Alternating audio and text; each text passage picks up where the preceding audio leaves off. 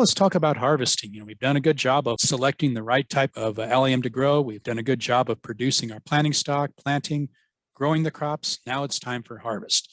So let's start with green onions or bunching onions. And these are harvested by pulling from the soil when the plant is about the diameter of a pencil. But you definitely want to do it before bulbing. Bulbing is actually an undesirable situation with green or bunching onions. You can see in this picture what your target is. It can be helpful to undercut an area if you're pulling a whole bed. But frequently what's done with green onions or bunching onions is that a bulb onion planting will be planted densely, and then every second or third plant is then pulled as a green onion. So in that setting, obviously, you don't want to undercut the planting. You remove the dirty outer layer from the bulb area, trim the roots and the tops as needed if allowed by state regulation. Some states will not allow you to trim green onions, and this is because of produce food safety concerns. Keep in mind, there have been a number of foodborne illness outbreaks traced back to green or bunching onions, so it's considered to be an at-risk crop. And then they're typically sold in bunches, as we see here, sometimes sold in bunches by count or other times by weight. Harvesting bulb onions. So bulb onions will give you a signal as far as harvest time, and that's the tops will drop, they'll fall over. And this typically in Missouri, depending upon the cultivar, is going to happen in late June or July. Now, you can undercut before you harvest. That can be helpful, improving keeping quality. It also helps with harvest. Once the onions are dug from the soil, they can be dried or cured in the field, and I'll show you a picture in a moment, or they can be taken indoors at 75 to 80 degrees and 70% to 80% relative humidity and dried. And frequently, if they're taken indoors, they're dried under forced air with fans or some other means. Now, why would you take them out of the field and dry indoors? Well, perhaps it's you're in a rainy period or there's some situation where you want to get those onions out of the weather. But in a more normal, typical situation, they can be just left to lie on the ground and dried and cured in the field.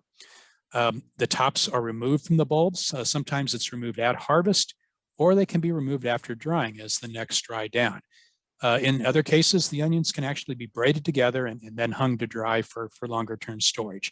Onions should be cleaned gently by brushing to remove any adhering soil or loose scales. And again, just a picture to show you what onions look like when they fall. And you can see in this picture here, not all of them have fallen, but when you get about a third to a half of them falling down like this, it's time to dig the onions. And here's a couple of pictures of curing. On the left, these are onions that have been dug that are curing in the field. It's helpful when you lay them down to cure in the field that you actually cover the onions with the foliage of the next row or the next group of plants. And this helps keep the onions from sun scalding. You can also take them into a protected area, as we see in the lower right picture, and dry or cure them there. The picture there on the lower right, these bulbs are ready for trimming. And again, the tops have completely dried and the necks are dry too, which you can tell this by taking a bulb and squeezing it at the neck. It will feel dry. You can also cut the top off and squeeze it. There should be no moisture as you squeeze the neck of the bulb. If there's moisture, they're not done curing. Now, I mentioned undercutting, and this is an example. This is garlic harvest in our research plots, but it would be the same practice that a farmer would do to undercut bulb onions or leeks or garlic.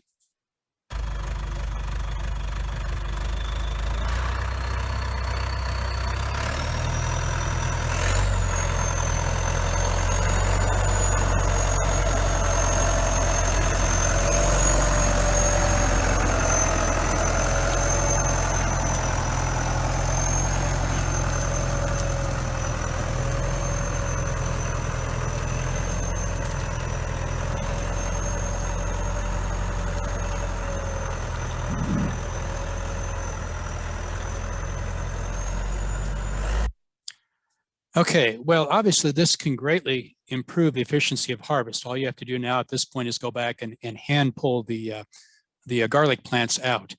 And the bar is deep enough that it doesn't damage the plants, but just the action of raising the bed loosens the plants sufficiently that all you have to do is pull them out, bundle them up, and then prepare them for curing.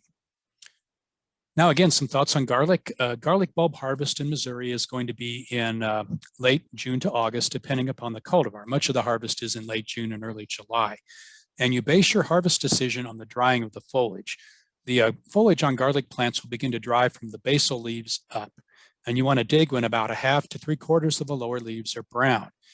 There should be about 5 to 6 upper leaves that are still green at this point.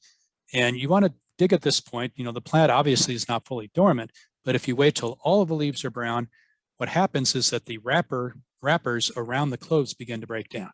So if you leave them in the ground too long, when you dig them, they'll be poor quality because the bulb is essentially naked, the cloves are exposed, and oftentimes the bulbs will start rotting because of this. So definitely start digging when about 1/2 to 3/4 of the lower leaves are brown. Again, it's done by hand or by machine, as we saw.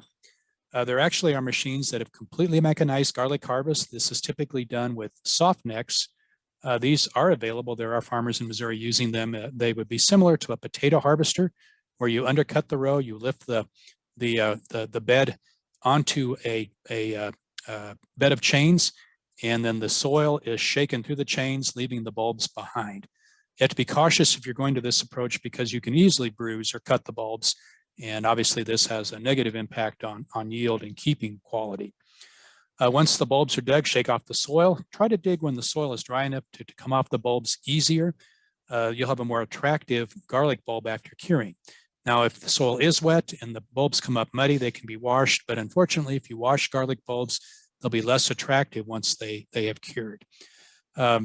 Traditionally, roots and tops have been left intact, and then the bulbs have been cured in a shady, well-ventilated area under cover. There is research that indicates that it's not necessary to leave the tops intact. In fact, you can cut the tops off before harvest, and the tops, quite frankly, get in the way if you're trying to mechanize harvest. And just cutting them off gets them out of the way, makes harvest more efficient, and then allow the bulbs then to cure and dry down. Frequently, during periods of high humidity, the bulbs will need to be cured under forced air.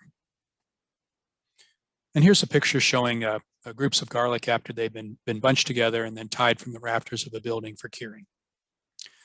Now, leeks. Leeks are harvested when the stem is about 1 inch or more in diameter, and they too can be undercut, and then they're pulled from the soil, they're trimmed, and they're bunched. The foliage is left attached to leeks, and sometimes the outermost layer of the leek is removed at harvest to give a cleaner product, but if they're clean coming out of the ground, there's no need to do that. Again, harvest date depends upon the group of leeks that you're growing, whether they're summer, fall, or winter leeks. And again, the leeks are then bunched and then put into storage or marketed immediately.